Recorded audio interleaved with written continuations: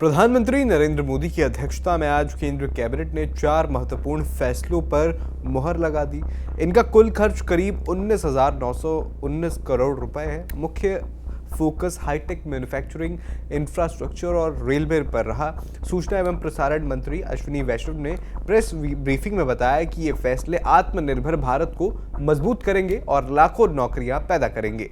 Cabinet meeting की सबसे बड़ी highlight rare earth permanent magnets यानी REPM की नई योजना है, जो चीन पर निर्भरता भारत की कम कर देगी। तो आइए जानते हैं क्या क्या कैबिनेट के आज फैसले हुए। सबसे मुख्य, जिस तरह से मैंने बताया, रेयर अर्थ परमानेंट मैग्नेट्स यानी REPM है।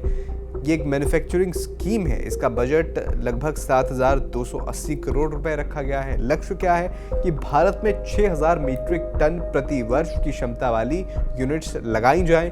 ये मैग्नेट्स दुनिया के सबसे मजबूत होते हैं। इनका इस्तेमाल इलेक्ट्रिक वाहनों यानी EV, solar wind energy, mobile electronics, aerospace, defence खासकर मिसाइलें और मेडिकल यानी MRI मशीनों में किया जाता है, यानी ये बेहद ज़रूरी है। भारत अभी 90% मैग्नेट्स चीन से आयात करता है।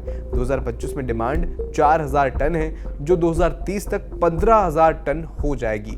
योजना पूरी वैल्यू चेन यानी ऑक्सीडाइज से लेकर फाइनल मैग्नेट तक कवर करेगी।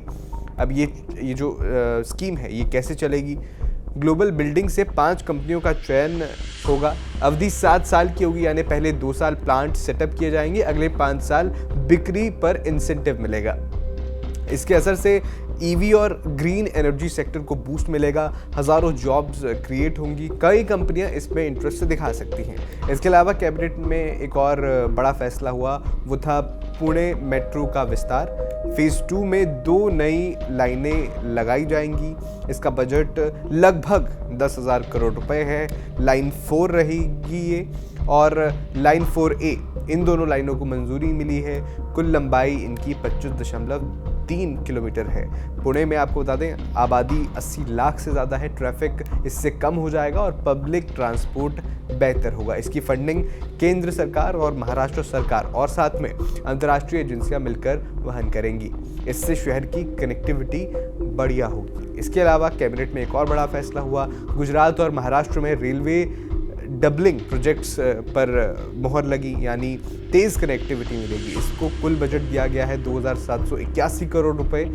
अब द्वारका से कानालुस यानी गुजरात, जो कि इसका बजट होगा रेलवे लाइन का, ये 14,057 करोड़ रुपए होगा और ये लगभग 57-58 किलोमीटर की लाइन है। इसके अलावा महाराष्ट्र में भी जो है उल्लासनगर से बदलापुर तक रखी गई है। 20 किलोमीटर तक इसका जो है लेंथ है टोटल। इसका लक्ष्य क्या है कि मल्टी ट्रैकिंग से ट्रेन स्पीड बढ़ाई जाएगी, फ्रेट और पैसेंजर ट्रैफिक सुधारा जाएगा। ज़रूरी क्यों है? क्योंकि इन इलाकों में इंडस्ट्रियल ग्रोथ तेज़ है, लेकिन रेलवे नेटवर्क पुराना है। अगर रेलवे नेटवर्क बेहतर होगा तो इकॉनमी को बूस्ट मिलेगा। कई अन्य फैसले भी हुए हैं, जैसे कि इंफ्रा को और मजबूती देने के लिए रेलवे के 2 और प्रोजेक्ट्स का अप्रूवल मिला है। लगभग ये 20,000 करोड़ रुपए का पैकेज है। आपको बता दें कि जो PIB की जो रिलीज़ है, उसके मुताबिक ये फैसले आत्मनिर्भरता और ग्रीन एनर्जी पर फोकस करते हैं।